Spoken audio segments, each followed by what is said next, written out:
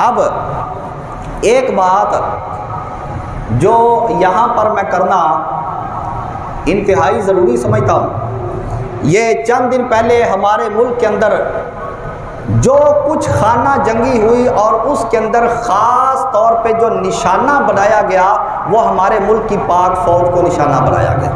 کیوں جی ایسے ہوا؟ یہ سراسر ظلم ہے۔ یہ کیا ہے جی؟ یہ ظلم ہے، یہ زیادتی ہے۔ فوج وہ کوئی عام محکمہ نہیں، وہ ہمارے چوکیدار ہیں، وہ ہمارے محافظ ہیں، ہماری جان کے محافظ ہیں، وہ ہمارے مال کے محافظ ہیں۔ اب دیکھو نا، ہم نے گھر کے اندر چوکیدار رکھا ہوتا ہے، فیکٹری کے اندر، کارخانے کے اندر چوکیدار رکھتے ہیں، اس کا کام ہوتا ہے وہ دروازے پہ سارا دن بیٹھا رہتا ہے، آنے والے کو اندر نہیں آنے دے گا، اس کو پتہ چلے یہ میرے مالک کا دشمن ہے، وہ اس کو وہیں روک لے گا، اندر نہیں آنے دے گا۔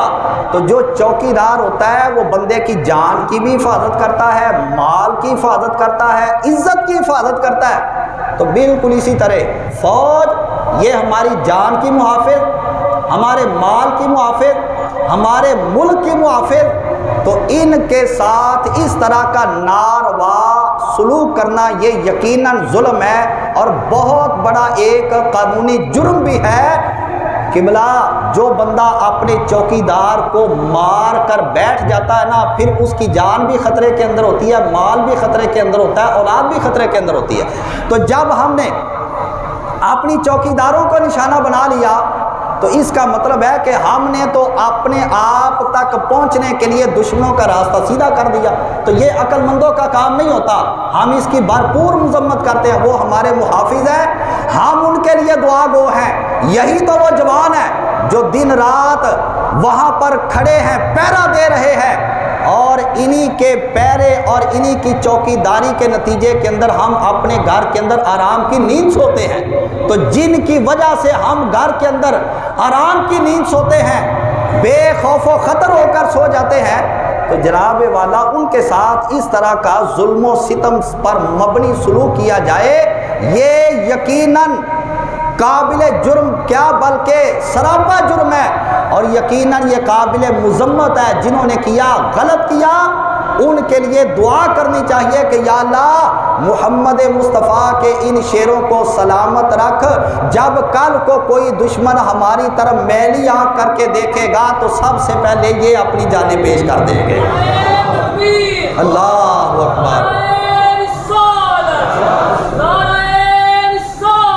یا رسول اللہ، لا الہ الا اللہ محمد الرسول اللہ، زندہ باد، اور سارے بولو زندہ باد، زندہ باد، زندہ باد، لا الہ الا اللہ۔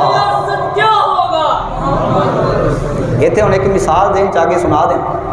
ایک سرمایہ دار سی، سرمایہ دار تے انہیں نا کتا پالیا سی، راتی وہ حویلی چاہ ورے چور کتا، تمہیں پتہ وفادار جانور ہے۔ بزرگ فرماندے رہے کہ تسی گھر وچ کھوتی رکھو، کھوتی، غیر بندہ کھوتی دی رسی نو ہاتھ پا کے وکھاوے، کتا لڑ لڑ کے مر جائے گا۔ کیوں جی؟ وہ انجی ہے، بولتے نہیں، وہ لگتا گھر پڑ ہے۔ ایڈا وفادار جانور، کتے نو ایک دن روٹی پاؤ، تہاڈی جان نو، تہاڈے مال نو، تہاڈی عزت نو خطرہ ہوئے، کتا لڑ لڑ کے اپنی جان دے دے گا ایک دن دی روٹی دے بدلے، ہے جی۔ تے اس سرمایہ دار نے کتا پالیا سی، حویلی دے اندر مجھ بنی ہے، رات نو چور آ گئے، انہیں شور پایا کتے نے، لیکن مالک نہ اٹھیا، انہاں مجھ کھولی لے کے جان لگے، کتے نے جا کے تے مالک دی رضائی کھچی کہ مرے اٹھ، وہ تیرا سرمایہ نہیں جاتا ہے، مگر مالک نو نیند واہ آئی سی، انہیں جتی چوکے ماری، پھر سو گیا۔ اونی دیر نو حویلی دے دروازے تو مجھ لے کے وہ باہر نکل گیا چور، انہیں جا کے دوبارہ رضائی کھچی کہ ہونی اٹھ پو، تیرا گھر اجڑ گیا، ہونی اٹھ کے کوئی خبر لے۔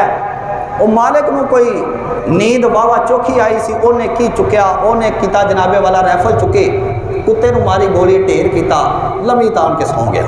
ہن آخر کنی دیر بندہ سو سکتا؟